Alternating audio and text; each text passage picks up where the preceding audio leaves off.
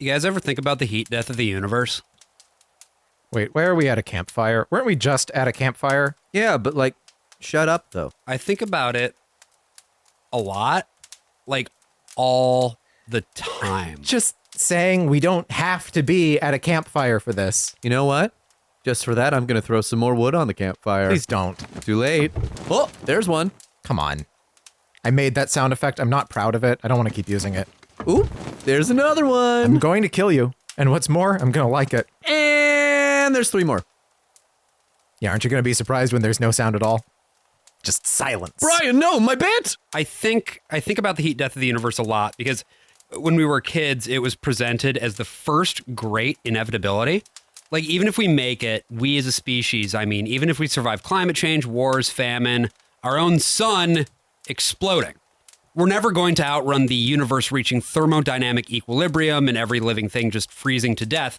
And we're told that at like 6. Like, isn't that kind of fucked up? You think about this all the time? No, not like actively. It just kind of hums there in the back of my skull. Well, don't worry. Climate change is going to get us there so much faster than the universe ending. Well, climate change is nuts, you guys. AJ, where did you get those marshmallows? I found them You found them? Where did you find them? around. Give me those. At least roast them first. Goddamn fucking prick. Are you happy that we bought that campfire We now? didn't buy it. We got it for free on the internet. It is a sound effect. You can get things for free on the internet? So like Fucking Christ. I used to do this thing where I'd blink my eyes in class and I'd pretend it was the heat death, just like blink, gone, blink, gone, blink, gone. And mostly during bio, because that class was boring as fuck. Sorry, Mrs. Kitts, but you were bad at your job. And I don't think I was the only one wishing it would all be over, but sometimes I still do it. Like when I get really stressed out or I feel the world closing in on me, I just blink, gone, blink, gone, blink. I don't know. Like, I think the universe might be ending. I mean, yeah, probably. Marshmallow? No. So many possible worlds, but we got this one. So many possible worlds, but we got this one. Welcome to the worst of all possible worlds, the first and only podcast that is still chewing on their marshmallows that they decided to actually buy to do that bit. And actually eat. Instead of just going, look, see how I just did that? I'm the worst of all possible Brians. I'm the worst of all possible AJ. Oh my God, you people. I'm the worst of all possible Joshes. And this week, we're talking about the hit ska band, the Cherry Popping Daddies. No, Wait, we are hold not. on. This is not in my notes. The what? There's a band. You hear about this? The band is called the Cherry Popping Daddies. The Cherry Popping Daddies. They're not just Cherry Popping Daddies? Like actually- Eagles? I don't know if they have the definitive article or not. What do you mean, like Eagles? They It's are the Eagles. No, No, it is it's not Eagles. the Eagles. What the fuck? You Yeah, fucking yeah, prick. yeah, yeah. The You band- marshmallow-eating No, motherfucker. I'm dead fucking It is serious. Look it up. Eagles. It's Eagles. Look it up. Eagles. Look it up. The name of the band is The Eagles. is the ground of haters. That's insane. There is no definite article. Okay, on Wikipedia it says the Eagles. Right. No, well, it shouldn't because the name of the Shouldn't. band It's is... it's Eagles. Oh my. You don't say the fish. Okay. You don't. Okay, so I'm taking the reins on this one because AJ, you fucking liar. Look, it's on Eagles. What do you If you go mean? to Wikipedia and you type in the Eagles, it redirects to Eagles band. yeah, and read the first paragraph aloud for me, will you, Josh? Yeah, the bold Eagles, but well, it shouldn't. There shouldn't Is be the the art. in bold? No, it's not.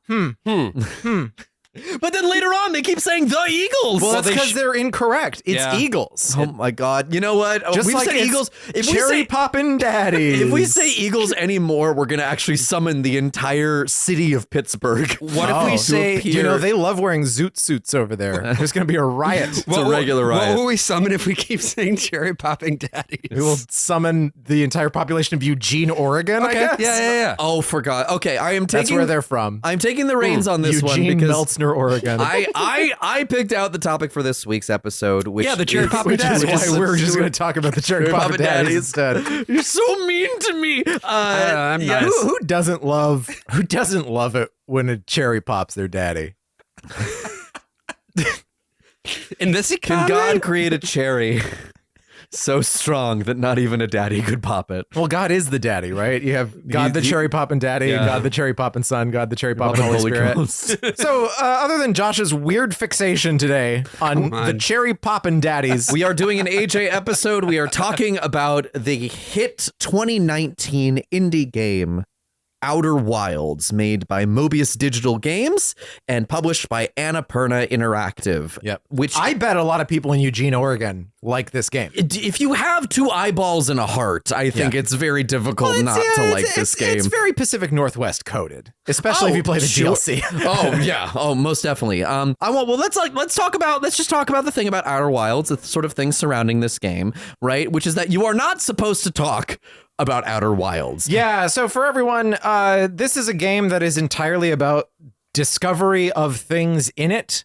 You know, when you know what to do, the game itself takes about 10 minutes to beat. Yeah, Right. It's like Myst. You can just do the whole thing Yeah. from the very beginning. So the further we get into it, the more there will be spoiled. I think if you haven't played this game before, you're probably going to want to stop this episode after we talk about the tutorial. Yes. Because like spoiling a tutorial doesn't really mean anything. Right. But from then on out, it's just a bunch of stuff that's just what the game is. And we're gonna warn you about that beforehand. We're gonna. I just did. Yeah, I know. Well, like right before we do it, like I think I am a yeah, as real one more- cherry poppin' gentleman, and I cherry pop told them exactly when they can cherry pop and turn off the podcast. Cherry popcorn, and I don't care. How did you first hear about Outer Wilds? How did I hear about it? I think it was actually my friend, my college roommate, Emery. Hello, Emery, if you're listening to this. I know you listen to our show.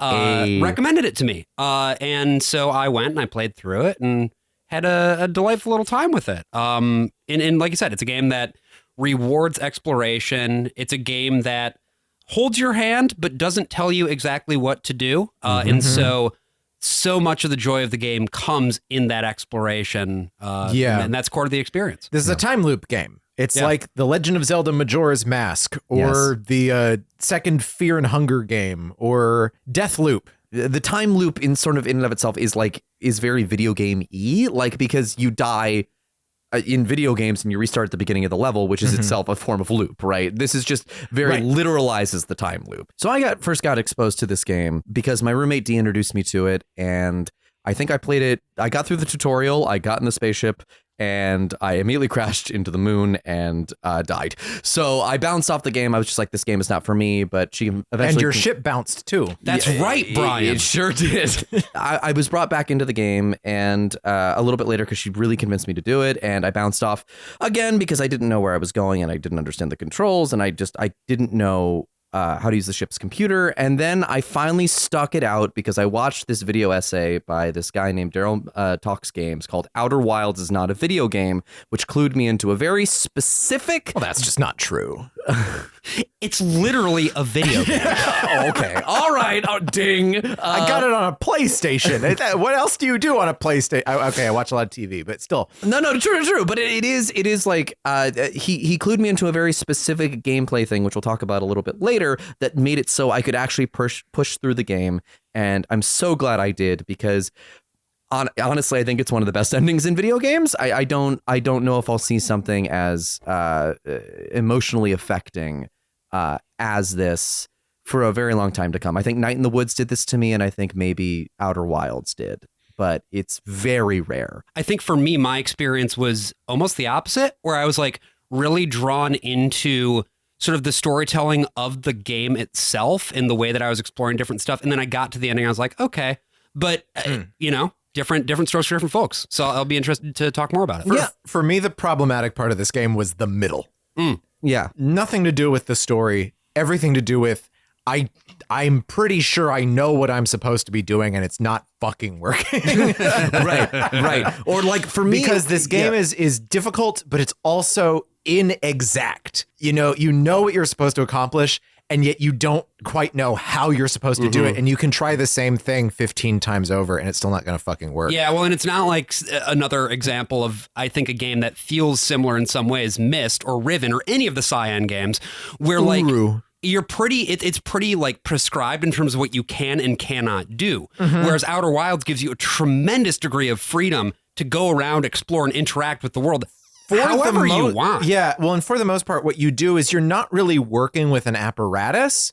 It's different for the DLC for sure. Yeah. But for the most part, you don't touch things. You don't turn knobs or pull levers. So it's not like, oh, you click on this thing. Most of your interaction with the world is how you move through it or how you look at it. I mean, again, if you had a spaceship in Myst, I think it would be sort of a very different experience because you have to. Yeah, because that rocket, it doesn't take off, folks. No, it sure False doesn't. advertising. And that fucking thing that goes through the maze and makes the dings, that's not a rocket That's ship not a at all. rocket. That's a mine cart situation. That's right.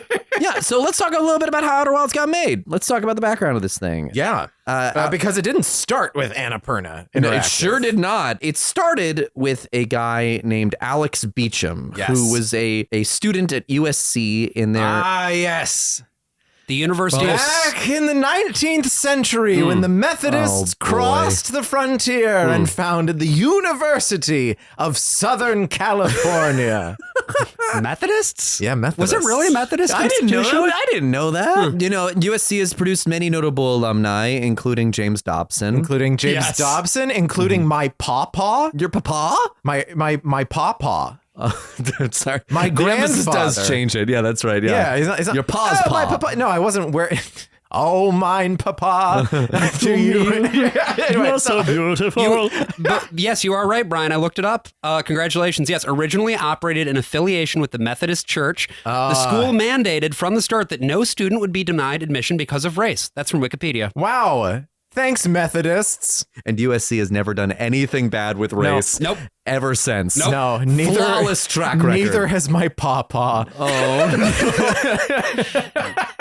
He's been dead for 85 years. Well, Herman's been dead for about 30 now, so it's, Oh, sure. he's not bothering anyone, least of all his congressman anymore. Oh, boy. He loved writing his congressman, Oh, and he was a man. little insane. So Alex Beecham is at USC, and he's working on his thesis project, which is the project that would eventually become Outer Wilds. Well, and it's not even just his thesis project. He's worked on a bunch of projects throughout his time at school, a few of which have involved placing things on orbiting spherical bodies, right? He wanted to Right. play with gravity the way that Super Mario Galaxy did, although he ends up doing something far more complex than that. infinitely more complex than that. He had to hire math people just to be able to like make sure all the gravity worked. So a bunch of different ideas. Like he wanted to have a world where it was sort of up on these braces that would get hit by meteors and then it falls apart. Yeah. And so then that is just inherently, well, you need to put it back together somehow. So you have to just introduce a time loop. Oh, with how sure, you're sure. gonna experience it. And how things sort of change over time. So yeah. he creates this alpha build that's basically cobbled together from a bunch of school projects that he did. Yeah, he did a school project where he designed a probe. He did he got a prompt for one of them that said, make something with the uncertainty principle. So he introduced the quantum rocks. Yep. Where you look away and they appear. And he sort of just duct tapes all of that together into a larger game. And one of the first things he makes while he's at USC is this spaceship. And it becomes sort of this the fulcrum on which the whole game turns. At a certain point, he is tasked with making an emotional build of the game, which is where it's not like there's no gameplay in it really. There's no ending. There's no ending. You just have to make a version of the game that will explain to people how you want players to feel while playing it. Yeah. And this game looks very like Nintendo 64, kind of muddy graphics. Yeah. Well, this is, I mean, for a game at this stage of development, that's not at all uncommon. You can go back and you can look at the old builds of Portal before Valve got a hold of that when those guys were still students at DigiPen, right? Or like Gone Home when they had built it in the Amnesia engine. And much like Gone Home, they basically built everything in this alpha build. You can still find it by going to like the Internet Archive and download the alpha build. Yeah. Every single planet that ends up in the final game is there in the alpha build. But I do want to pull it back to just this initial emotional build because before he put in even most of the planets, he designs a thing where he puts the player on a planet with a campfire and a bunch of marshmallows and the ability to roast those marshmallows. After a few minutes, the sun explodes and it slowly gobbles up every planet one by one until finally it consumes the player. In 2015, he releases this alpha build to the internet for free. Yeah. And people start sharing it around. You know, have you checked out this game with actual Newtonian physics? This alpha build ends up winning the Independent Games Festival Seamus McNally Grand Prize in 2015. And this is like launched it straight into the stratosphere, right? Annapurna comes in, acquires it pretty quickly. Yeah, even just before this, they get crowd funded on what was then a new platform called Fig. Yes. And Fig differentiated itself from stuff like Kickstarter, Indiegogo, other micro investment platforms, as they call themselves, because you actually invested in it. Yeah. You would make money back. And because this was then acquired by Annapurna Interactive, everyone made about an extra third on top of what they invested back. Including one man who you might have heard of known as Tim Schafer. Yes, he's early listed in backer of those the game. many credits at the end, yeah. There's also a surprise executive producer on Outer Wilds who was one of the co-founders of Mobius Digital Games. I don't think they were trying to surprise anyone. No. But This is just kind of surprising like, to us. Yeah. Because the game studio was founded by Loan Vernu and Masioka. Yeah. is Hero from Heroes. Is the hero from Heroes. And actually... is not the hero, is Hero. Is Hero. He is not. He is one of the many He is heroes. one of the many heroes. He And is Eagles from Eagles. He is Eagles from Eagles. he is Eagles from Cherry Poppin' Daddy. He also starred in exactly one The Cherry episode. He also starred in one episode of Studio 60 on the Sunset Strip as himself. Yeah. So when but Masioka is not just an actor.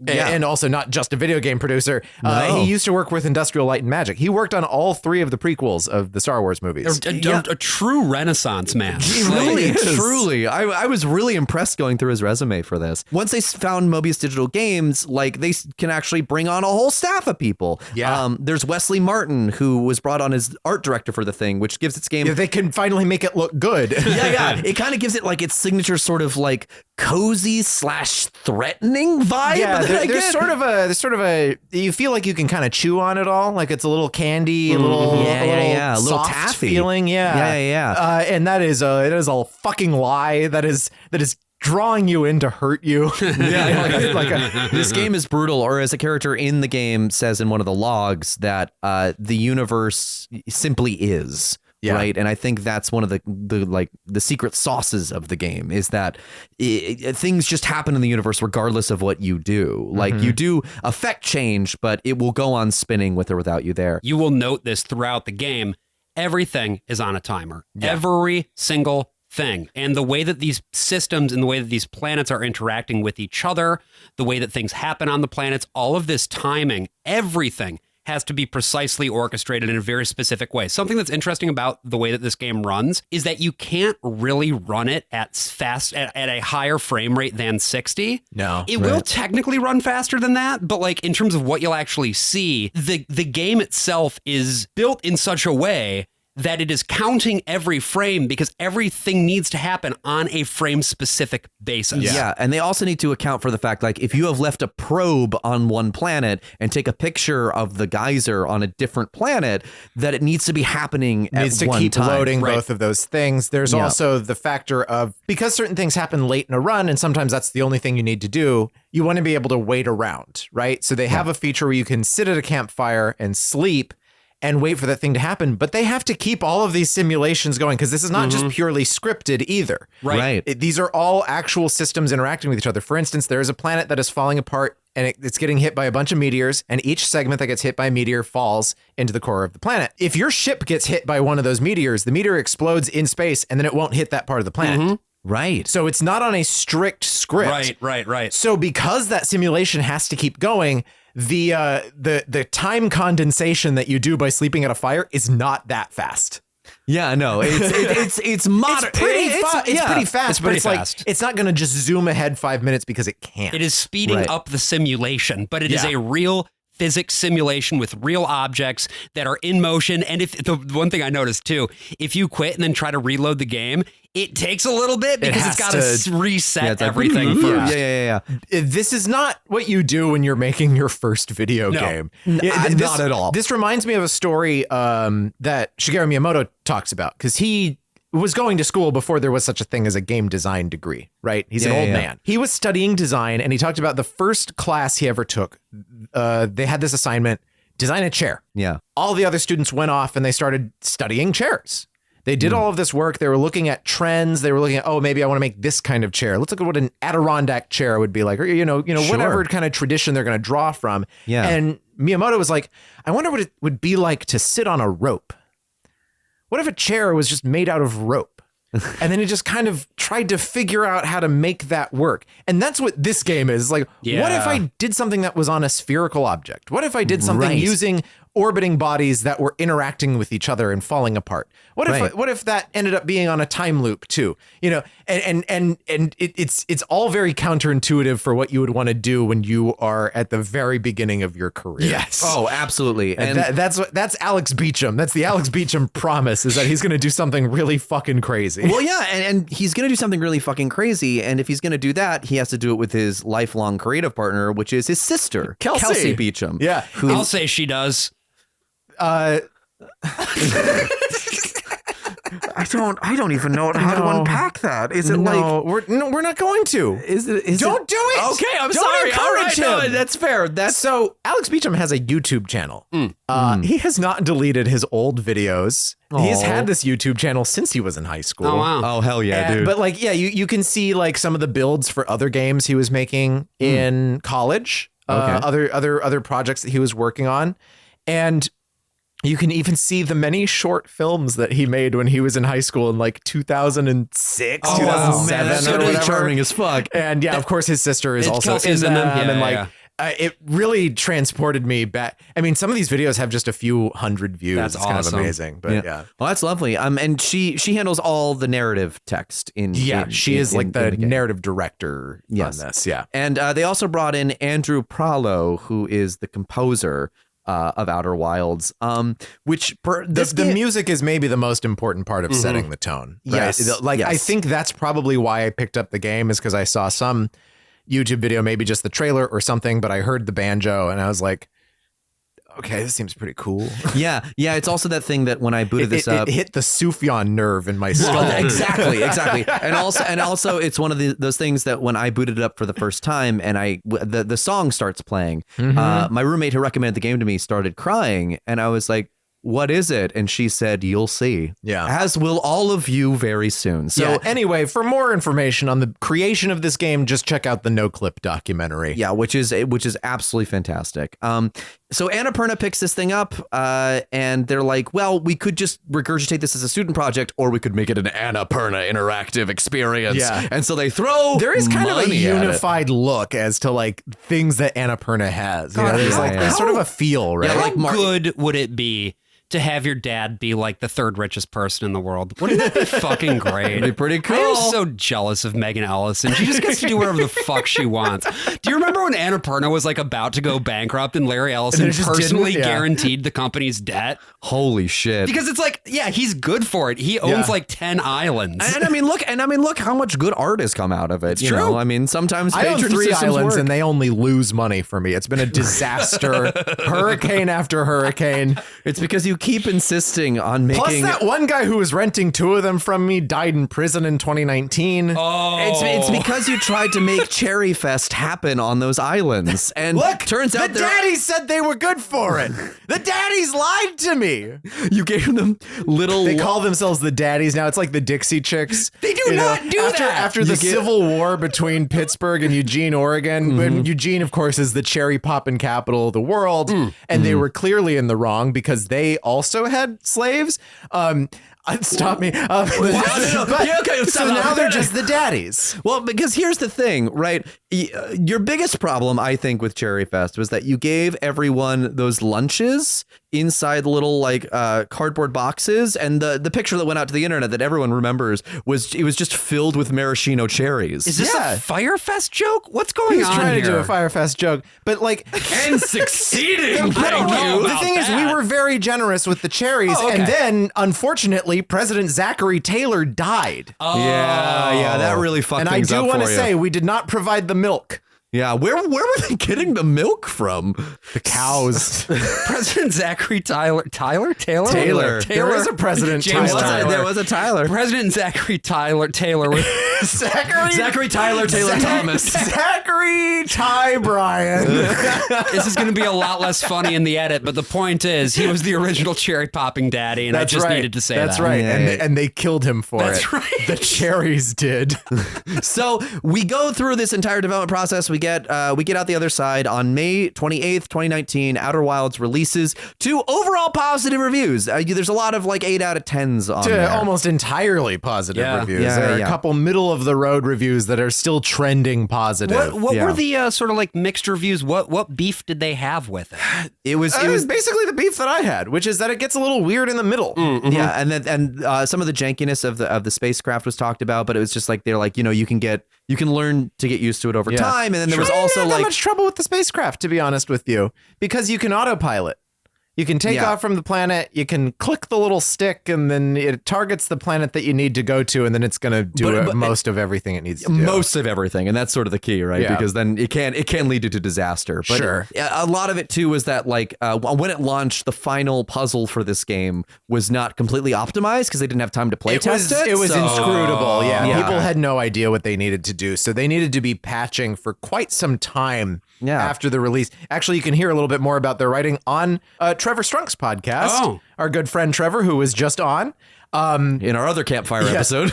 His episode, he actually has 2 episodes that I know of from No Cartridge. One was one that he did with Scott Benson that he just released on the public feed like a week ago. Yep. He did, I don't think he knew Something we in were the doing air, this. man. Yeah. Something in the air. But he also did an episode that's also a public episode, episode 135, Outer Wilds Forever, with Alex and Kelsey Beecham. Oh, wow, cool. Where they talk about the process of writing this game. As I said, if you've had friends who've recommended this game to you, they don't do it lightly. They're like, you have to play this game. And today we're going to discuss why that is. And there's no better place to start than at the very beginning, which is in the broadest terms. Outer Wilds is a space exploration game where you fly a spaceship to different planets, explore those planets while solving the mysteries of the universe. And we begin on Timber Hearth. Yes. You play as an unnamed Hearthian. It is not a human, which You are usually referred to as hatchling, which means that you're, I guess, on the younger side or just on the inexperienced side. Yeah. I like these guys. They're cute little blue guys. Yeah, they have 4 eyes. You got 4 eyes. You're kind of, I don't know, salamander or something. Yeah, and, I would say that. You kind of look like the what's Commander Zapp's assistant on Futurama? Oh, Kif, yeah. Yeah, you kind of look a little bit like Kif. Kif-like. Yeah, a little Kif-like. But your society has a space program, and you're the last astronaut in that program to take off. Many other explorers have gone before you, about 5, I think, right? Something like that. A program known as Outer Wilds Ventures. Yes. Everything is made out of wood. Your ship is made out of wood. Your homes are made out of wood. Everyone lives in like one big crater that's full of trees. Yeah, I think the safest thing is You to drink put, sap. Yeah, I think the safest thing is to put these jet propulsion engines, all this fire around your very wooden spaceship on a wooden platform. on a wooden platform. It'd be funny if every time you took off, you just watched the entire planet burn underneath you. But yeah, you make your way through the town. There's a lovely tutorial section here where you learn all the mechanics you're going to need for the rest of the game. Yep. So this is where one of the things about the game can be different because all of the orbits are still happening according to the time that they fit on, but the loop isn't going on.